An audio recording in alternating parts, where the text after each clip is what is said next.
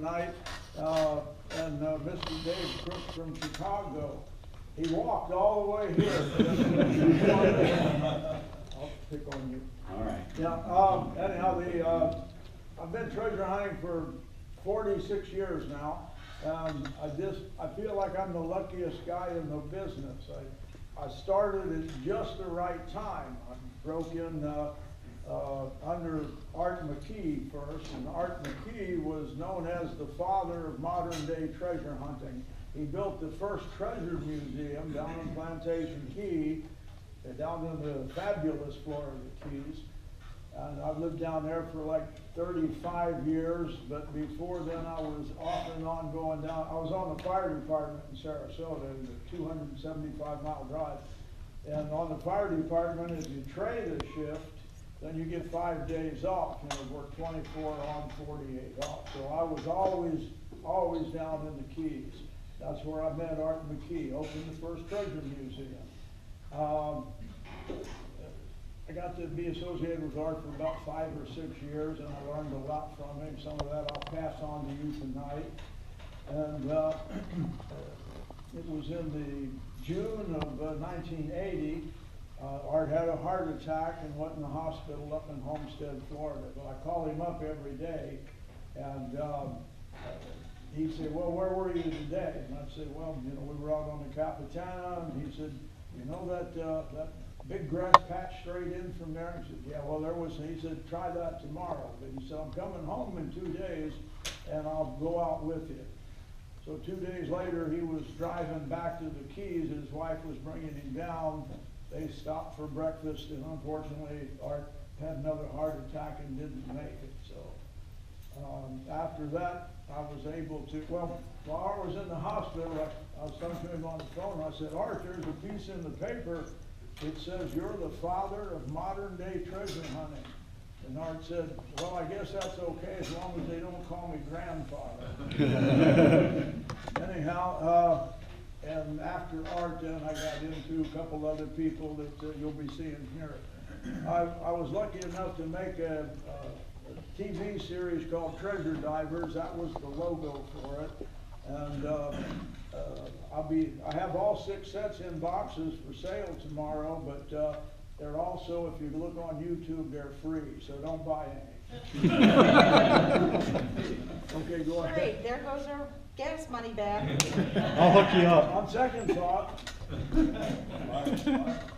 now this is the Archive of the Indies in Seville, Spain.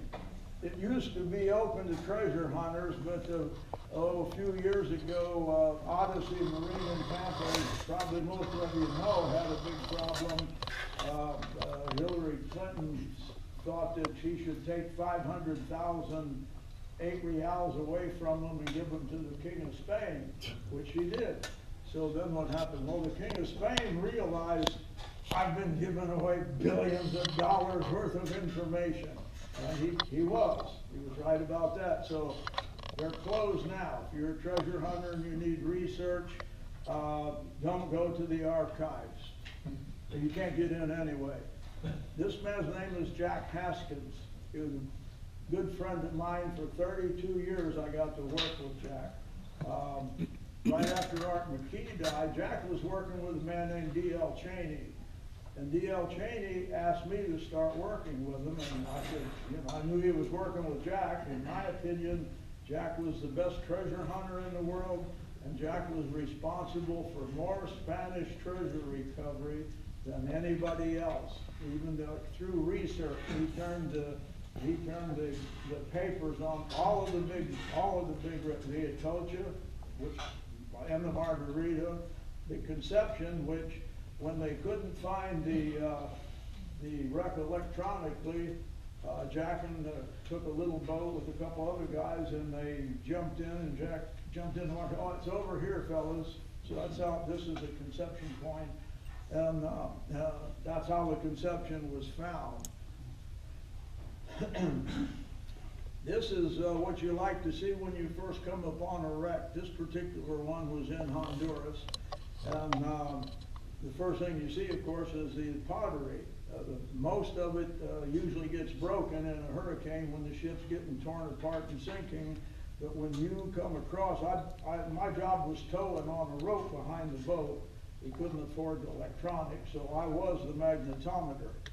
And when you see a site like that, you know it's good, it's a virgin. Nobody has molested that site. Go ahead. Conglomerate is mostly iron fittings and iron pieces that Mother Nature tries to get rid of through oxidation. And so when we pick up a piece and it's encrusted, we don't have any idea what it is. Well, we make a guess. But if we have any doubts, we'll x-ray it. But most of the time, we just take a hammer and knock the incrustation off to see what it is. That is tons of it. One time, it knocked one open and look what was inside here. Wow. Are these the same size you saw? That's beautiful. Fort Pierce. I think this is a different presentation. Anyway, so this particular piece, that's a Madonna on a nice long gold chain. That's sold for $50,000, and that was way back early 1980s. This wreck also had a lot of crystal on it, and the good news was, in case you recognize that, Dave? This is Tolosa. Okay. 1724. Dominican Republic, yeah. Yeah, so the Tolosa just got blown right into the harbor area there and sank intact in 1724. So all the fragile pieces on board didn't get broken. It's what we call an incoming. It was coming from Spain, loaded with whatever they needed here in the New World. This was a piece of porcelain off of another site called the Gildermassen, and it was actually the first big porcelain wreck that brought a lot of money at an auction, 15 million, I believe it was, and that was over. I used to know where that was. Where Was did it in they? Australia? Well, no, it was an Australian guy that did the job, but I think it went off at auction over in the Netherlands. Yeah. Anyway, yeah, it was gone. This was a couple of years ago on a wreck called the San Josef. It was Jack Haskins' major wreck. He worked all of his life for this wreck. It had 2.5 times the Atocha manifest. We were going back here. Those are blowers on the back. Everybody knows what those are. The big tubes. We lower them over the propeller. We put out 3 or 4 anchors, and then when you turn them on, pop them in gear, it diverts the prop wash to the bottom and makes holes. That was taken in Panama about 3 years ago. I'm going to talk more about San Josef pretty soon. This we were metal detecting. That is on the side of the Conception, 1641. The water is 60 foot deep here. Now that's the kind of nice, clear, beautiful Caribbean water you want to find coins in. I'm sorry. You all right? Yeah, now, what's happening? I don't know. Making a mind of its You'll own. have to forgive my assistant. We were running a dredge here, and when a dredge is a plastic tube, you hold it on your shoulder, face into the current, and then you pump water through it from the water pump in the boat. And so you let it down, I got the metal detector in the other hand. We make them out of plastic so it won't interfere with your metal detector. You know, the commercial ones you get are all metal, so you have to stop, lay it down over here and get your metal detector over here and check the hole. So make those dredges out of plastic and saves you lots of time. However, once in a while, some of them will go through the dredge pipe, and when you're done with that, you go back behind it where the water's all cloudy, but you can see that some of the coins slip through it there. That's Buddy Martin, the closest to us, his wife Kathy, and the lady in the back, Shannon McGifford. Yes, we have lady treasure hunters, and these two just did a great job. I checked, they were working together, and I saw them digging a hole, and they dug a hole big enough to bury this table in. And worked 3 days on it. And it was just a big iron cannon down there, but by metal detecting, you know, you get the great big hit and you think, it's a box of coins. Well, no, it wasn't. But another quick cannon story, I'm sorry. that's quite all right. If you do that again, Dave's gonna take your job. Yeah, she's, Anyhow, yeah, the ladies were digging for days and they thought, of course, the hit was so big. There was a time on the cabin site in Sebastian, Florida. The 1715 fleet starts at a little bit south of Fort Pierce and goes all the way up to the Sebastian Inlet. That's about 35 miles. And everywhere in between there, you can find treasure. The whole fleet sank. So Jack and I got one of them big hits too, and I thought, and Jack did, yes, well, we blew it, and it was a big 8-foot iron cannon down there. And now I'm thinking, oh, so we lift bagged it, we got out of the hole, we rolled it over, 200 reals stuck to the bottom of that cannon. The ship's tearing apart, the cannon. Wow. And it must have fell right on top of a box of coins. 200 of them stuck to an iron cannon. And the iron will oxidize ahead of the silver, and it actually gives it protection. They were in brand new condition. I was practicing walking on water. Go ahead. Now, here's a good tip. Anchors are very important. If you find an anchor, a big anchor like that, you don't want to move it because that shank is pointing which direction the ship went in. You know, they throw it out and they're trying to stop. Boom, the line snaps, the anchor stays there, and the ship takes off. That's called in distress. We found this one that was in the Walker's Cay area up in the Bahamas. And so we followed the way the shank was pointing. 100 yards, we found another identical anchor, just like another one, and then a fourth one. And the wreck was right behind that fourth anchor. But that's a textbook case. That's one of the That wasn't the HMS Mermaid, was it?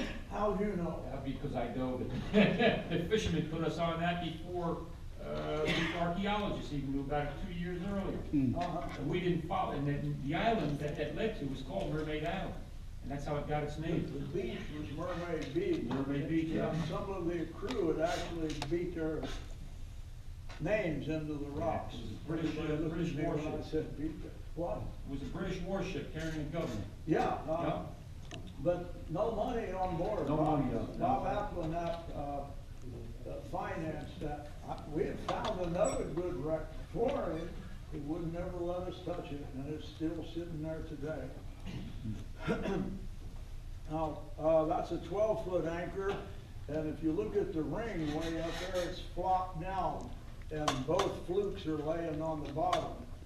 And 3 guys with metal detectors don't know what's going on there. Anyway, this anchor was either thrown over the side to lighten the ship, or the ship sank right there where the anchor is at. I was given a talk at the, that's an anchor that got hurt. You can see that the flukes bent. This one's down in the Cayman Islands. It was a wonderful wreck. We're trying to get down there legally. So I was given a talk for the Venice Dive Club down in Florida, and a guy in the audience raised his hand and said, Captain Fizz, I found an anchor. I said, a big one? He said, yeah. I said, can you find it again? He said, it's in my yard. I guess that's a yes. Thank you. This was an incoming ship. Flintlock pistols. We did the Scooter worked in the hospital down in the Keys, and she could take these things in and get them x-rayed. Yes, they're all loaded and ready to go. These are wonderful artifacts, and with all the rules, laws, restrictions, regulations, ordinances, and bad ideas from the bureaucrats, it's pretty much all over. I don't think we'll ever see wonderful pieces like this again. That was a butt end of a flintlock pistol, and then the butt off of a musket. Those two pieces right there tell you that those weapons belong to somebody of importance. No, they weren't mine, but somebody like the Captain General. Anyway, go ahead. Here's Buddy Martin again, and That's you. That's your you. malware's out of date. Buddy Martin, against that back wall, we've got flintlock muskets, we've got Cutlass, we've got rapiers, all kinds of pewter, 16-inch, 8 inches of bowls, knives. Upper right corner. See, I can't see it here at all, so that's why I'm trying to figure out. Oh, I see it now. There we go. Got it. Hey. It wasn't on here at all, that's why I was saying. Yeah, I know, what I is he didn't see it, talking but I was about? looking, yeah. Sorry. That's all right. Anyhow, like I said, that was an incoming ship. This was a lot of the supplies. These pieces are all, maybe some of them still in preservation for a museum. Go ahead. Knives, and now these weren't the weapons, these were knives they used to like to cut the meat on your plate. Just beautiful, hand-carved wooden handles, great artifacts. I was a metal detector, I was the first one in. I found a knife, and I said, this is great. I come to the surface, God, look at this, look at this. It's just beautiful. That's why everybody, now they're getting in their gear real fast. They grab their metal detectors, and so they jump in, and we metal detect, we got another knife. And then we got a couple more knives. And then we started picking up a lot of knives, and pretty soon we had 200 knives. And everybody was just down to, oh, it's just another knife.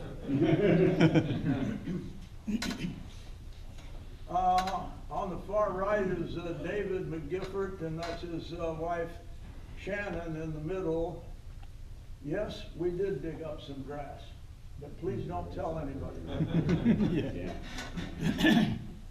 We use hooker rig too a lot. Sometimes we'll wear a tank for safety if we're in deep water, but for my money, that hooker rig is just a godsend.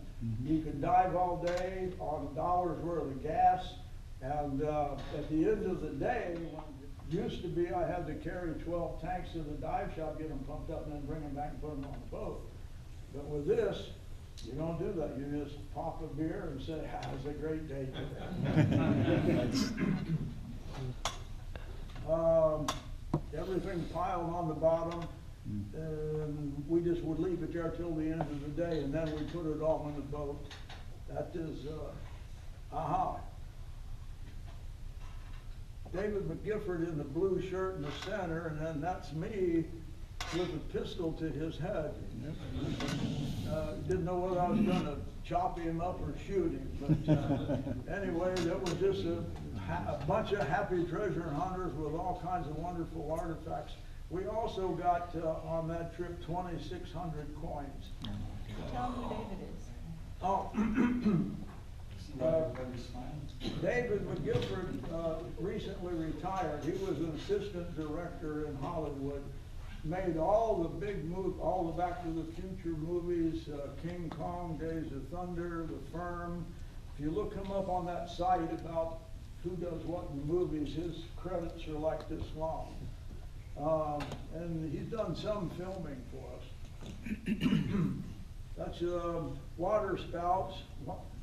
First time I saw a water ship, there was 13 of them. We were out in the boat, and basically you just had to run real fast wherever they weren't. Remember Bobby Klein? Yes. Who I was with. Okay, good.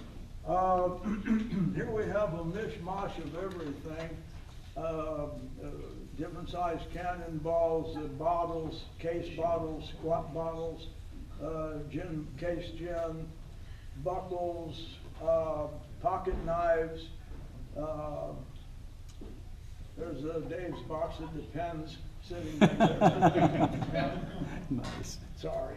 Brad wasn't here. Buddy Martin found all this stuff on the beach. The mayor of Fort Pierce 2 years ago, because the 300th anniversary of the sinking of the 1715 fleet was last year.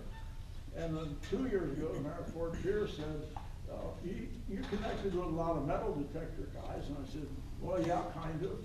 And she said, why don't you just put the word out that this is legal here on the beach? And I said, and they are the best beaches in the world, producing all kinds of treasures, gold and silver. And so you may remember I was putting it everywhere. Come on down to Florida and bring your metal detector. Come to Fort Pierce. The mayor is personally inviting you to. A lot of guys did. I don't know if anybody found anything or not, but they didn't come and tell me. If they had, I'd have said, where exactly did you pick that up?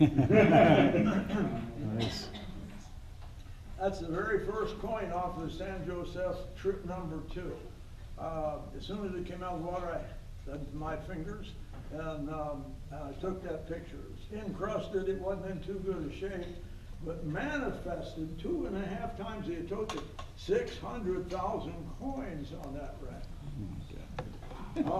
There's a nice little stack. This is when they started coming up. You remember them, that picture of me standing in front of the blowers? This is where we were going.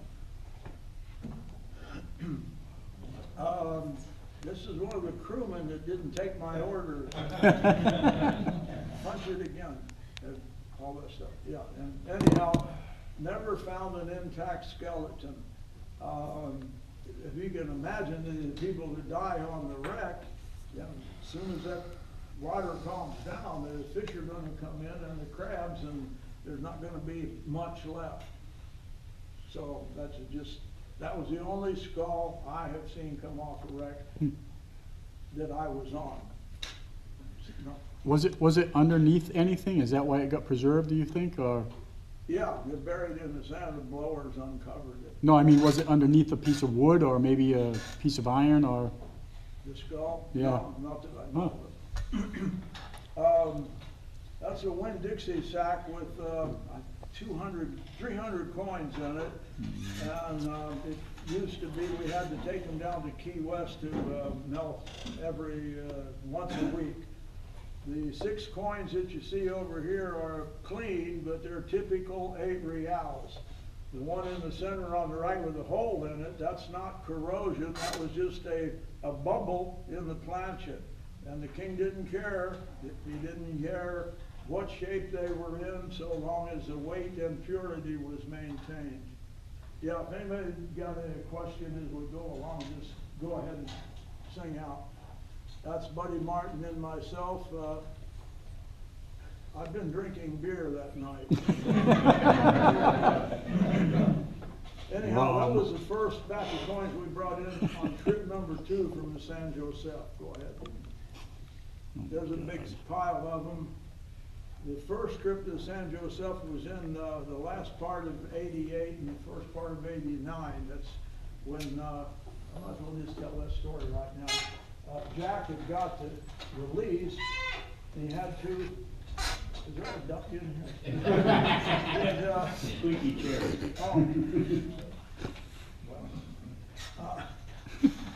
Jack had got the lease in 1988. It's in Panama. But if you remember, Noriega was the dictator. He was the murdering, drug-running persecutor of good people. But yes, we made a deal. Not we, Jack made the deal. I just went along with it. And we were going to work the San Josef, and the deal was we'd make 3 piles when we were done, and they could pick one of those 3 piles, and then we would come home with the rest of it. Well, basically that's what happened. And as it turns out, this Noriega, this dictator, this murderer, this drug-running fiend, this criminal, kept his word. Vacuum cleaner in the hall. Vacuum cleaner. Oh.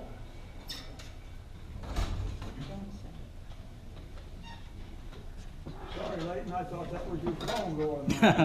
No, The point is, Noriega kept his word. Everybody up here was saying, oh, he's gonna kill you guys and steal your treasure. He wasn't gonna do that.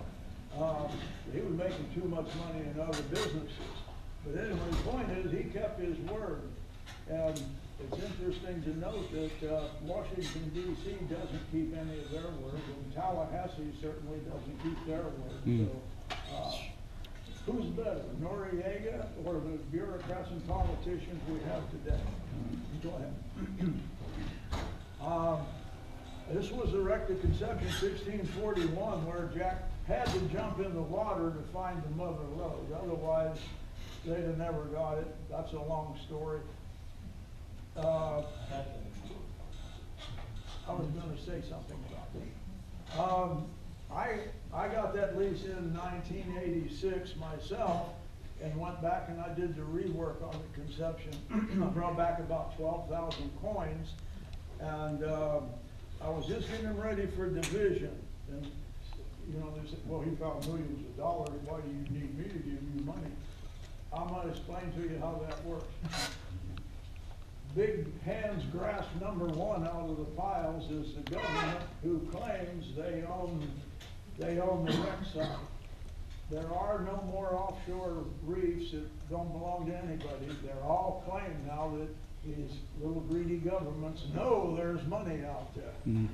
So the government gets the first gigantic bite. And the attorneys come in. Is there any lawyers in here? Okay, they're not freaking lawyers. And they grab the next big bite.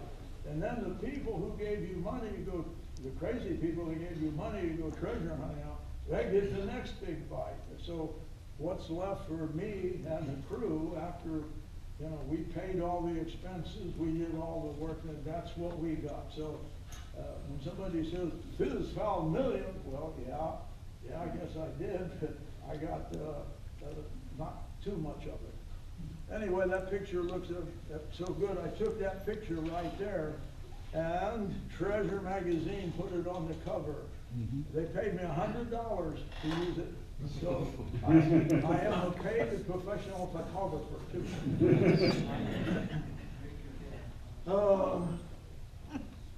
I'm reading Carol Tedesco's book there.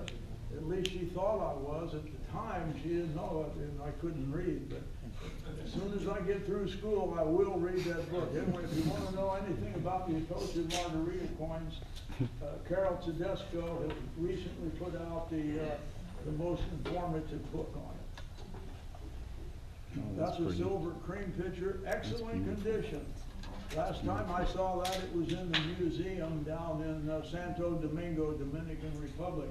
And it was a pretty good deal. The deal was they get all the artifacts for their museum, but and we only got coins. So let's just say we appraised that excellent condition silver cream pitcher, and we said that's worth $1,000. Well, then the museum would take it, but that was me, and they take that, and then I pull $1,000 worth of coins out of the pot. So we only brought back coins, no artifacts. That's an Atocha silver bar, and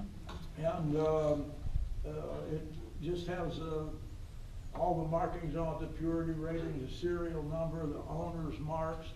That little scoop that you see there, that's what's called an assayer bite. And the assayer had to check every one of these for purity. Remember I said the king wants the purity, and you don't mess with the king's money. So you didn't know where the assayer was going to take that little bite, so you didn't mess with watering down the king's silver. The Atocha had 1,000 of them on board. Now here's Kathy Martin again. Remember her and the other lady dug that cannon up, and there's Kathy sitting on Mel Fisher's lap. What really irritates me about that is that I made Mel a lot of money, and he never let me sit on his lap.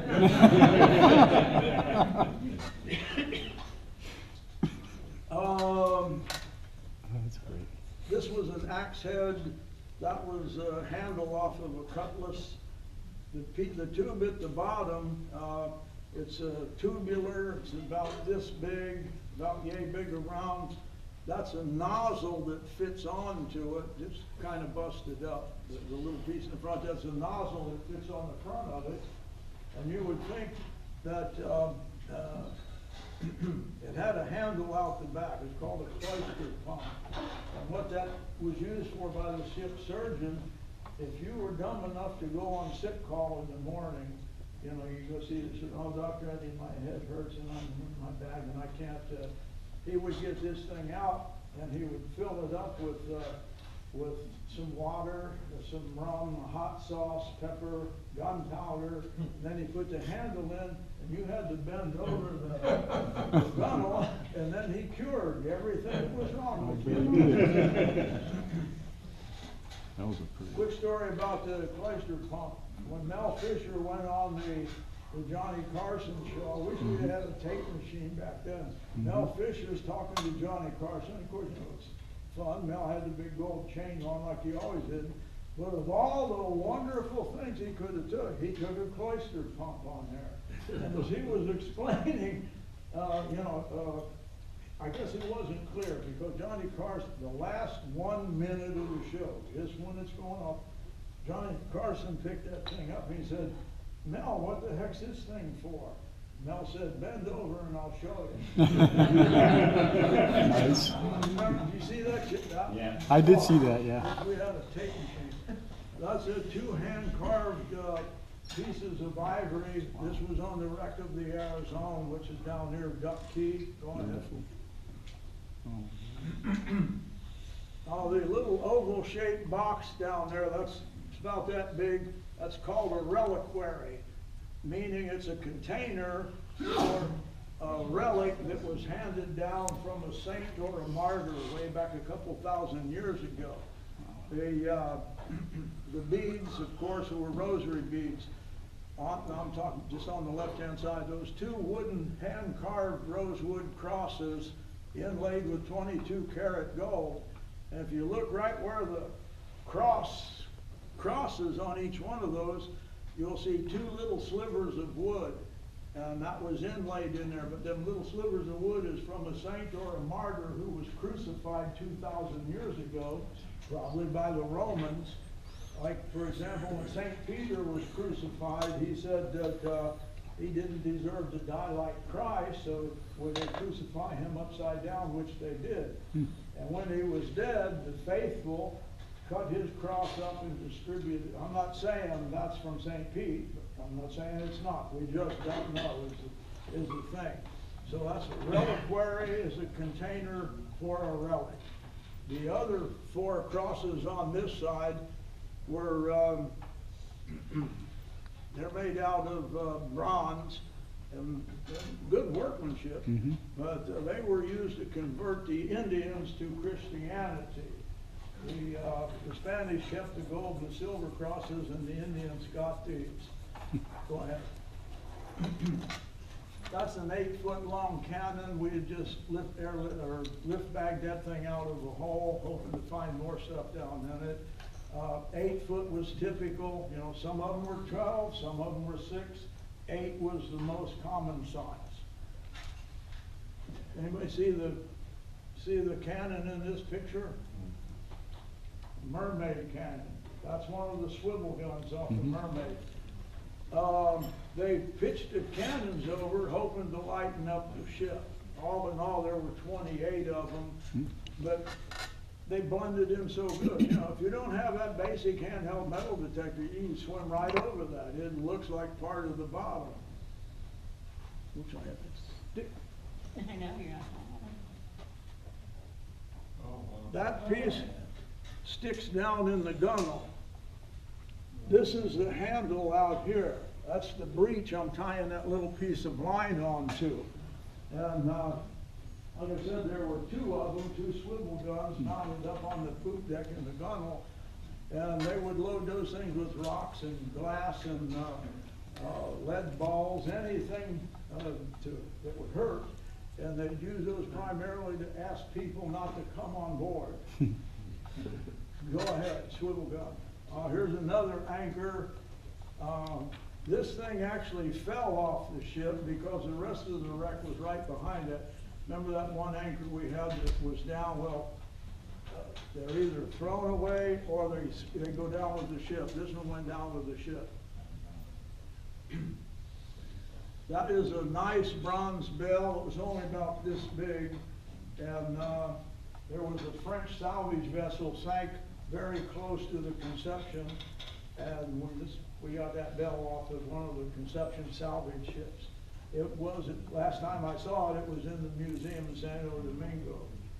Well, that was a happy crew we had working down on Hogstye Reef. So I said, we're going to have a group shot here, fellas. So everybody got a brand new T-shirt. And as soon as the picture was taken, I took the T-shirts back. We didn't know what this was. So anyhow, we brought it up, put it on board. Lift bag. Oh, yes, this is one way we use lift bags too. Sorry, I'm missing a few of the things you're probably interested in. Yeah, ask questions. He's used to divers talking, so most of you probably are land people, I'm assuming, so ask questions, stop him. There's no extra money in this for you doing that. Yes, there is. Tell them you'll take a ring. Yeah.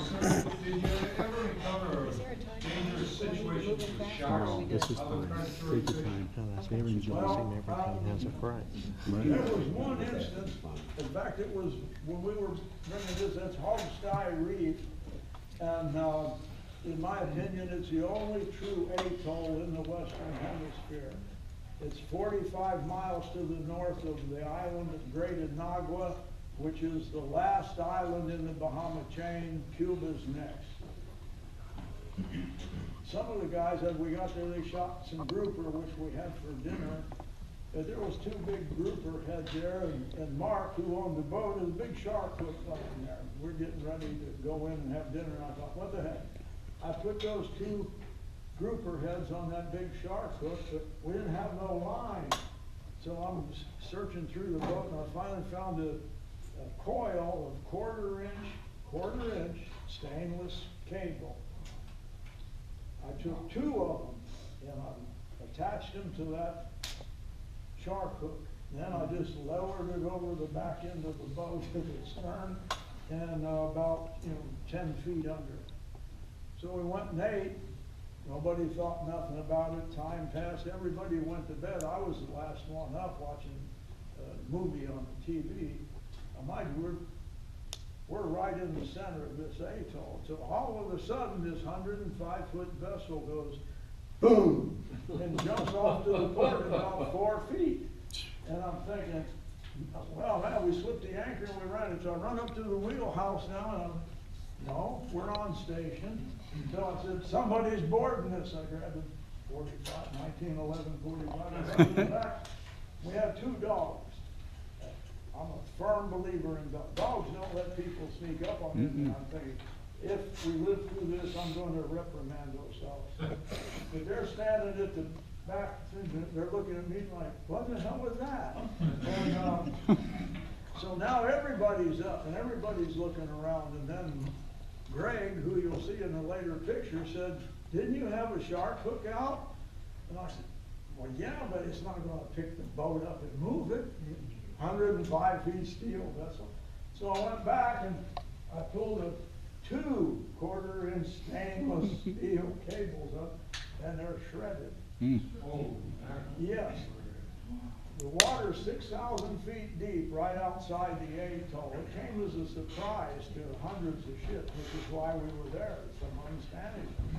Anyway, I didn't quite see him, but, or her, next day, remember, I'm the magnetometer towing on the rope, and I'm towing around the outside edge of the reef looking, but I keep going like this out into the deep water, blue water, and I keep thinking, no, I didn't see him, we never saw him, but he probably went to the dentist for weeks. So, and yes, that was the closest. We see sharks almost every time we get in the water. The ones down in Panama on the San Josef, Duke Long and I are metal detecting, throwing coins down and dude goes like this, and he said, so I look up and there's 6 hammerhead sharks, and they are big ones. They're, I'd say, 12 feet. But the good news was they were as big or round as they were long, so I knew they were well fed. And they were just watching, seeing what we were doing. Of course, I keep turning my head, I don't want them sneaking up behind me, but they didn't cause any problem.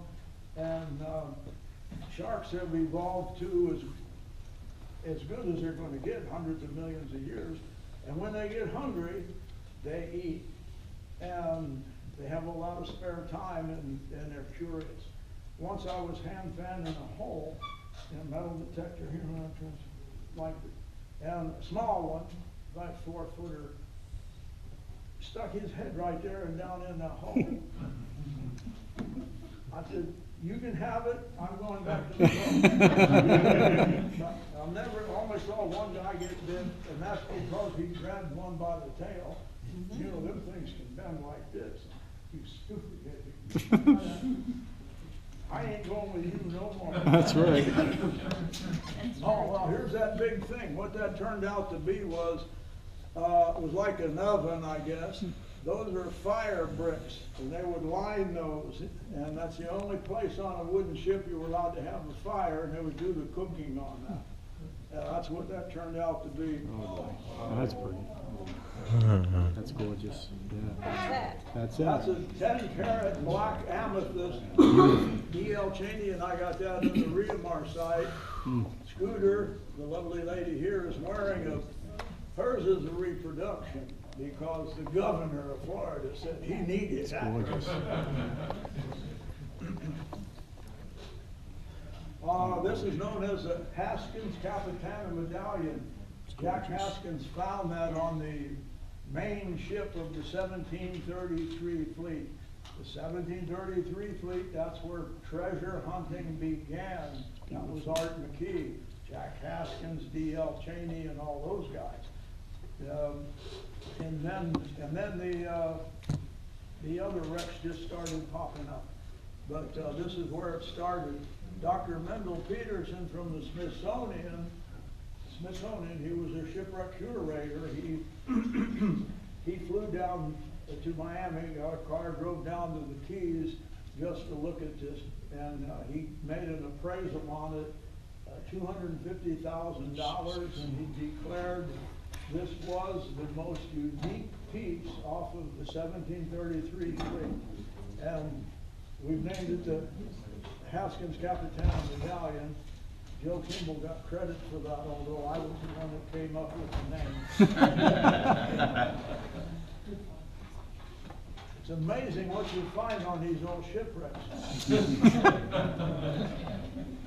Actually, that San Josef, one section of it is, I'll just tell you where it's at because I don't think I'm ever going back.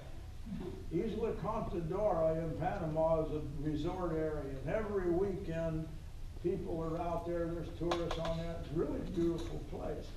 And right out in front of it, we picked up thousands of coins, and there's still thousands more there. And obviously, we didn't work on Saturday and Sunday because all the tourist boats were anchored all over the place. So I'm just going to assume some young lady lost those, and it just happened right where we were picking up thousands of coins. Gold is good. Gold doesn't get encrusted much. That's about the worst I've seen. Generally, gold, unless it's on top in a high energy area, like on a hard reef, and you get to, yes, sir. Other than the government being pirates and trying to take your treasures, have you ever encountered like ships that came right up, you know, like pirates on the sea trying to jump out your ship and take your... Actually, I haven't, but while we were in Panama, there's an organization called UNESCO. I don't know if you've heard of them. If you haven't, you're lucky so far. They're the people that's out all over the world to put us out of business. They hate treasure hunters, they hate metal detectors, they hate you, and they don't even know you. So when we were picking up them thousands of coins and ladies lost lingerie, they were running full-page ads in the local newspaper saying how we were looters, rapers, robbers, crooks, criminals. Our electronics would run the whales off. And the whale watching, and the guys down there, the local guys, you know, they make a fair amount of money taking tourists out to watch the whales. And our electronics didn't work, but they tell any lie to get people mad. And one day we were Danny and I were getting ready to go back to the boat. It's surrounded by about 40 of the fishing boats because they believed that crap UNESCO put in the newspaper. Almost got bloody. Fortunately, the local police went out and intervened. But that's about as close as we came to a bad incident. When we were working for Noriega, every day, here we are picking up coins, every day the drug boat from Colombia comes by, a big one, about 60 foot, loaded for Mr. Noriega, that dirty drug dealer.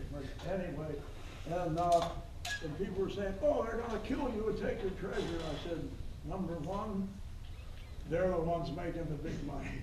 Number two, it would be bad PR for them to kill us. So it would be. And so they come by, hey guys, hi, how you guys doing? Oh, pretty good. Every day, a big drug boat come by loaded with whatever that funny stuff was. But I hope that kind of you no, go ahead. I do. Oh. This is, that's a 1733, the date's at the bottom, it's called an Ada Scudo portrait coin. Jack Haskins and D.L. Cheney picked up in July of 1979, 32 gold coins on the 1733 fleet. 6 of them were Ada Scudo portraits. This particular one sold at auction, Almanzar's auction. 30,000. Way back when? $26,660. $26,660. I remember there were too many sixes. Doctor, you know who in Miami bought the second one for 30,000 cash in only 60 seconds. That's a beautiful I coin. like doing Beautiful business like portrait that. doll. So, Gorgeous. and here's a Royal, this was McAllister's old Royal, I sold that for him. 1712. Nice coin. We had a buyer for it, you know the buyer, I'll tell you later. So he goes like this, okay, sell it. He said, where's my money? He just put it in my hand. He must have called me every 5 minutes until, you ever have dealings with him? No. That's a nice astrolabe. That's Buddy Martin again, and it was an astrolabe we picked up. Tell them what an astrolabe is. I should do that. An astrolabe is an instrument of navigation they used before the sextant was invented. And all of them are worth a lot of money. This one was in bad condition. Some of the pieces were missing. And so we just kind of left it encrusted like that. So I thought it was more interesting. Anyway, a good one, I think the Atocha, that's what, 160, 180,000, somewhere in there. Yep. Yes. Where I made my mistake on this one when we got it, we're all happy, yay, we're jumping around, yeah. And then we go back in that night and I'm sitting there having a beer, and then I got to thinking, well, the Navigators used to carry 5 and 6 of those. Why didn't we look around and find the other one? So even I could make a mistake. Here's Hogstye Reef. That is a World War II supply vessel. And we gave it to Russia at the end of World War II. They gave it to Castro, and his boat captain ran it aground here. The closest, Cuba's closer than any of the Bahamian islands down in that part of the world, but the Bahamas owns it. That's where we were. That's where the big shark came in at night and grabbed those 2 grouper heads. Those are like 400 feet long. Cannon's under it. Yeah, it's sitting right on top of it. One cannon is sticking out. So there's no, you can't metal detect around there, and as sure as I can't, it wouldn't come out. And there's no way to start up the engines on that boat and make it move. Anyway, it's, Bob Weller even said, it's sitting on a treasure rack. This is metal detected in the same area. Go ahead. Your basic handheld metal detectors, everything. That was a musket barrel that I'm sure it bent when the ship was sinking. But Greg, remember I said we'd get back to Greg? He was mad because I took the t-shirt back, but he said he thought it was made to shoot around corners. And I said, Greg, you're fired. We wanted somebody of higher caliber. Hey, they all can't be side splitters. But anyway, Greg gets mad at me on showing that. He said, something's wrong with your camera. It's a distortion. It makes my belly look big. True story. This was a bunch of stuff. Big keel pins, iron ballast, rock ballast, nails, deck plates, busted glass, just a bunch of typical stuff you pick up just before you hit the treasure. I'm looking. Well, we got a lot more to pick up. Okay, go ahead. Sorry. Let's ask. This is what a melanoma patient looks like when the boat doesn't have a top on it. Oh, man. Not good. Okay, all right, change it.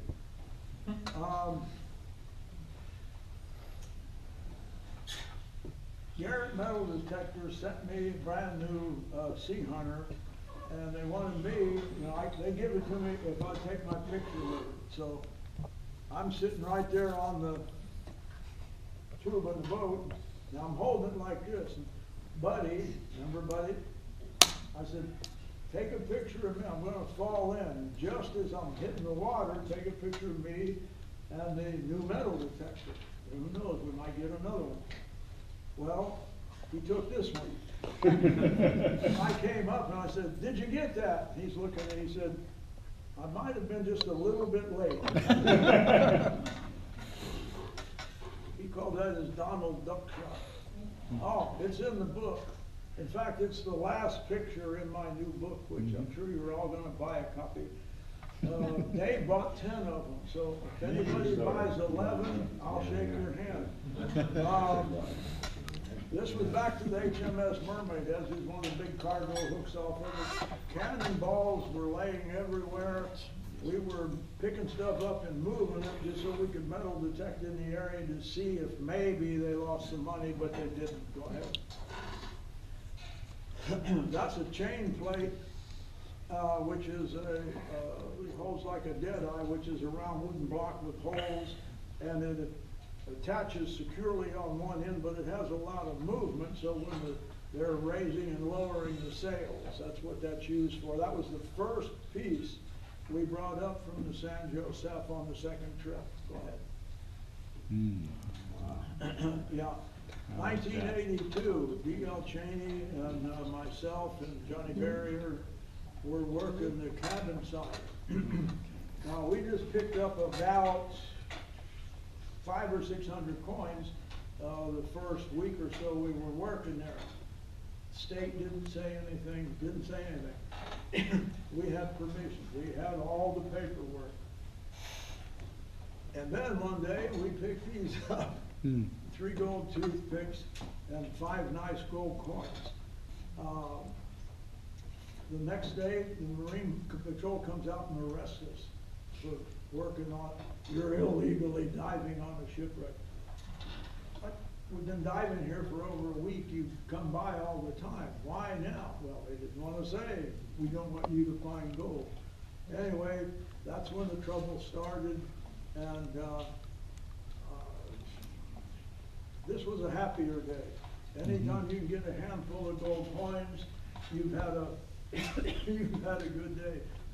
I thought that, you know, I looked way too young there, so I started putting a lot of gray in there. Okay, we're going to jump off to the Taj Mahal treasure. Go ahead. The man on the right sitting down is Arthur C. Clarke, and the story about Arthur Clarke, who led the expedition to salvage the only sunken treasure lost by the family that built the Taj Mahal. Did you put Jen in here?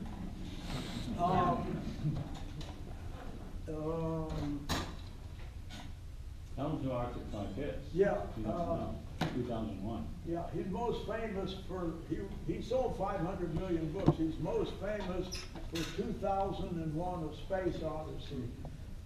How many here have seen that? Quite a few. Okay, so I'll tell you that he was nominated for an Academy Award for co-writing 2001. And he flew to Los Angeles for the Academy Award ceremony. And he got to the immigration man, and the guy looked at who he was. He said, "I'm not letting you in until you explain the ending to that." True story. Anyhow, I was lucky enough to go over and dive with. That's me filming. The story's in my book, but just to cut to it, Clarke had never made a 100-foot dive before. And even though he dove with Cousteau in the late 40s, when Cousteau was just getting going. And then Werner von Braun, the German rocket scientist after the war, Clarke was an officer in the British Army, and they became good friends because they all had space as the main interest. In fact, Clarke's idea it was his idea to put the tank in Huntsville, Alabama to train the astronauts. My God, when I was over there, I got to visit him at his house. And while I was there, NASA phoned from Canaveral, and he said, "Excuse me a minute," so I had to get up and leave. Anyhow, they were having a problem with the space shuttle, and whatever it was, Clarke told them about it, obviously fixed their problem, because they called back 2 hours later and said, "Thank you, Dr. Clarke, that worked, and we're in a good place." So Clarke hung up the phone, he looked at me and he said, "There, I just saved the U.S. taxpayers $2 billion. He probably did. One more thing. When I was over there diving with him, I got to see a show, 1 hour show on the BBC. It was Arthur Clarke and Stephen Hawking. And they were discussing black holes and baby universes. I sat there for the whole hour going, I didn't understand one word that either one of those guys said. I mean, I knew what a black hole was. I saw the Disney movie, which he said, no. But I had no idea what a baby universe is. Does anybody here know what a baby universe is? I don't know. I should have asked Stephen Hawking. No, it's not. That's part of the Taj Mahal treasure. When the tsunami went through there, I don't know how many years ago was that, 12, 15? It took out Arthur Clarke's diving business. It took out all his equipment. It took out the museum in Colombo, Sri Lanka. The sunken treasure from the Taj Mahal that they had is gone. There's only, this clump is left. It's the last piece. And it's on display in St. Augustine at Pat Croce's Pirate Treasure Museum. So if you get up that way, which by the way, it's great. Pat Croce doesn't do anything second rate. That is chocolate. Yes, sir. You talk about picking up 300-400 coins a day, when you're out there and you're doing your hunting. What does a typical day consist of? How many hours in the water? Weather permitting, obviously. I could make 5 or 6 dives a day that would last more than an hour.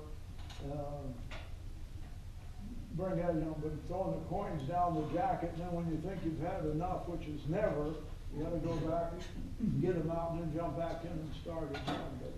But, we took turns, DL and I, I'm sure we got 6, 7 dives a day each.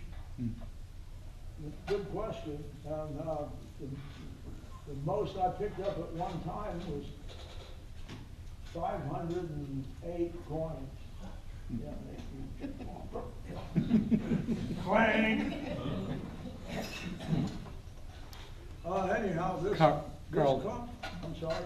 Sorry, I didn't mean to interrupt you. I was just curious. Is this the one that was on Pawn Stars? Yes, that Okay. is the very same one. Rob Connect, who had that in there, I did 3 segments on the bell, a gold coin and a silver coin. They never run the silver coin one, but Rob did this one. And of course, we were trying to sell it, but Yeah. just didn't work out. So I did the deal with Pat, and it's in the museum up there. And by the way, Rob was the cameraman on that dive. Clark never made a 100-foot dive. And so he said he wanted to do that. So we're gearing up, we're gonna film it. Rob turns his head, and I think that blood's running out of his ear. I said, dude, I don't think you should go 100 feet today. And and now here we just spent all that money getting halfway around the world. We're gonna film Arthur Clarke's deep dive, which by the way turned out to be his last dive. So Rob says, you know how to use this? I said, no. So he gave me a 5-minute lesson, and I'm trying to remember. Very slow, don't jerk, just keep it just right, and sneak up on it and then come. So we dove, I filmed Clark's last dive, and as soon as I got back to the boat, Rob grabbed it, let me see that, and he said, hey, that's pretty good. I said, wow, of course it was. Go ahead. That's the way we make some of them up too. Where? That was it. In fact, Clark was. He was just a great man. He was a visionist. He was a nice guy. He did good deeds. He was smart. And like if he was trying to tell you something, like me, and he'd see I didn't know, I didn't catch on to it. He knew how to step it down in different words, easier, plainer words, so you didn't feel so stupid. Yeah, we had a lot of conversation with him. Those are ivory elephant tusks. They're from a slave ship. That is high up on our list. I've got several companies with money interested in this. A slave ship that's already sold to slaves and was on its way back home. Can you see the little cannon in the center there? That's on the same right. Go ahead. Oh, we had a picture of a chain plate somewhere. That's all. We don't need it. And these were satellite pictures. A lot of times, this is where a couple of those busted anchors were. Go ahead.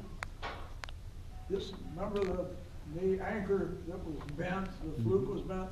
We picked up coins there, lots of bar shot, lots of cannonballs. Go ahead. Tell them what a bar shot is. Tell them what a bar shot is. Oh, yeah, I'm sorry, you're right. Does anybody else know? It's you take a cannonball and cut it in half, and then you put a rod between them. And when you shoot that out of a cannon and it starts going whoop, whoop, it was primarily used to tear up the other ship's rigging. If you can imagine what that'd do if it hit you on the head. Yeah. Well, I didn't drink all the Tortuga rum, but I saved a little. Anyway, that's just a big sheet of lead that came from the same place. In fact, this might tell you where I was, because there's only one place you can get that Tortuga rum. That was a 7.5 pound silver bar. Metal detected the beach right in from those wrecks. Unbelievable. Ooh, These were some of the coins. Charles II pieces. That's a nice 1 real right here at the bottom You can see the date on it, 1684. Is it 84, 1 for 1 real? Is it 2 real? 80 something, I can't see the second digit. Anyhow, those were just the first coins we brought off of that wreck that had the bent.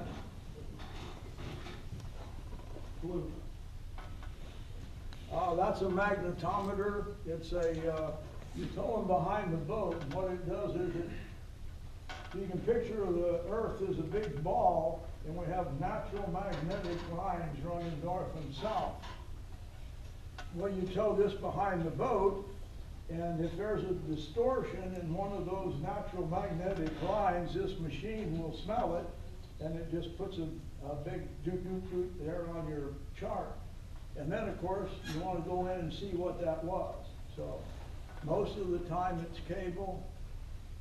Hey, I turned around. Go ahead. This is John Chatterton, who read Shadow Divers. So you're the one that read it. My fault. Yeah, anyhow, he's, I have to say, he's probably the #1 diver in the world today, but his thing is like, he dove the Lusitania. Dove Oak Island. 400 feet. He dove on Oak Island too, that's right. Crazy. When he come back from there, I said, how was it? And he said, disappointing. That's our San Josef. Now this was the first day that we got to in front of Isla Contadora, you know, where them other things came from. And those little gold bars didn't have any markings on them. And normally, you know, if the king's taxes were paid, they would be stamped that the king got his share. But the other name for these besides smuggled bars is? Contraband? Suppository bars. Oh, those two, yeah. Suppository bars. And they can It's a good way to get them here. They can also be used as swizzle sticks. And swizzle sticks, that's right. This was, we were just, Brad and I were, go ahead and run through this. That's a That's good Bob picture. Weller on the far side and Jack Haskins here. That's a good picture.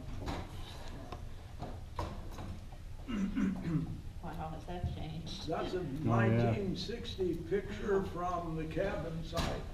Can you imagine what a picture would look like today? The all condos. Yeah, that it Yeah. is. Condo. Yeah. Yeah, that's the one on the And the back of beach is Kip wider. Wagner's booklet. Yeah. Oh, man. Brad and I were showing these things off, trying to raise money to go work the 1715 fleet. Anyhow, go ahead. And, that concludes our presentation. Thank you for your attention. If anybody has any, or knew somebody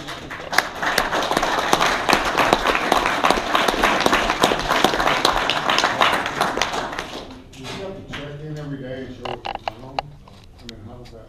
I'll have them, come on, yes, sir. Oh, I'm sorry, did you? Right. You were waving at me. Oh, I'm sorry. Out of all the treasure you found, is there any one thing you know that's out there that's on your wish list that you have not found? Bucket list, yes, That's a a good lot. question. Jack Haskins was nice enough. I have all of his research. Remember in the beginning, he was in the archives, and while he was there working, he had the people working in the archives microfiche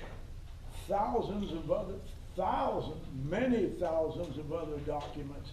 But he pretty much knew what years he wanted and what areas, and it wasn't like random at it. And I'd swear there are 250,000 pages in those boxes. Yes. You know them boxes that the computer paper comes in, they're about like this. Yeah.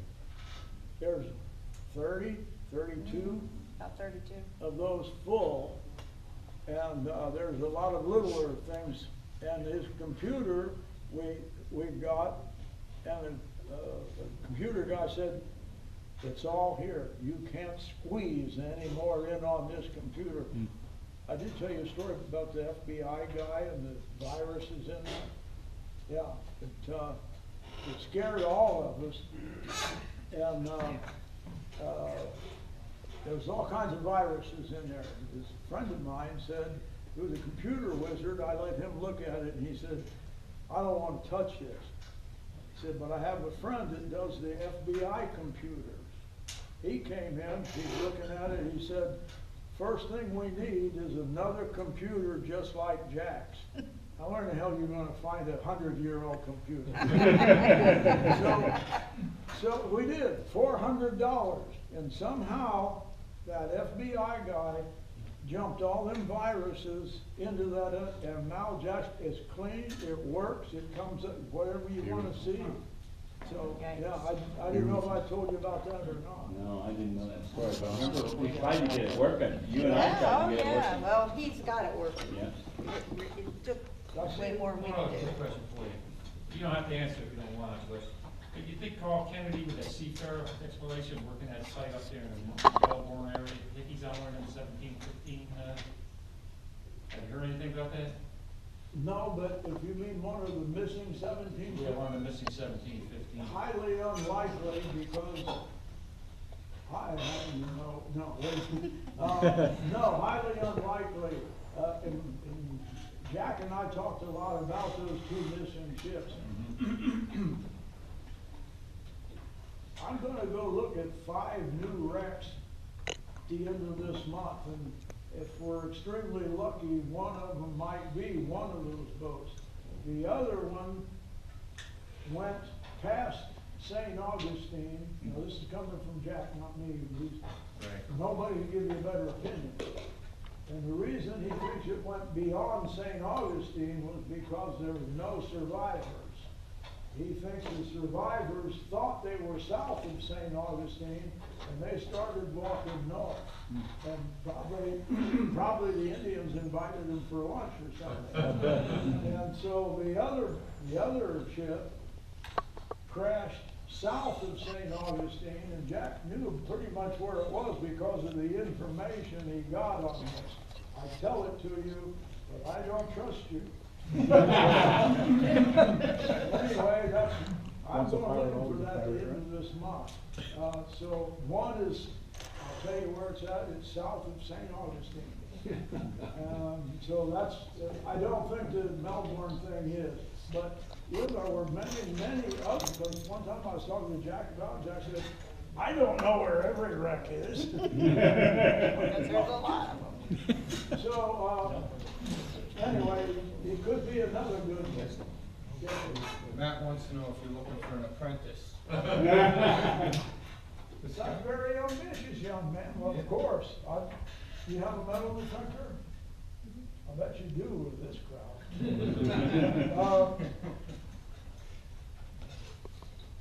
Tell you what. Call me when you're 18. And if you go to college, okay, if you go to college, you can do 2 things. Thing number 1, don't be an archaeologist. And thing number 2, be an admiralty attorney. There's plenty of work. The other ones that make the That's a money. lawyer that specializes in all the water stuff. Believe me, we need a good one. And don't get greedy. Don't charge too much. Brush your teeth. I told him. Yeah. But anyway, stay ambitious. Get out in the morning. Any of these guys will tell you the same thing. People ask me, what kind of metal detector do you use? And I tell them, they all got something going for them, or they would not be in business. You know, it's very competitive. My underwater machine, I prefer the JW Fusion Pulsate X. But I have several other ones, including the one you didn't see in the picture. But the more you use them, the better you get with them. And I bet you one of these guys here will tell you that too. So hang in there. Could be brand new. Okay, I guess that's it. Thank you very much.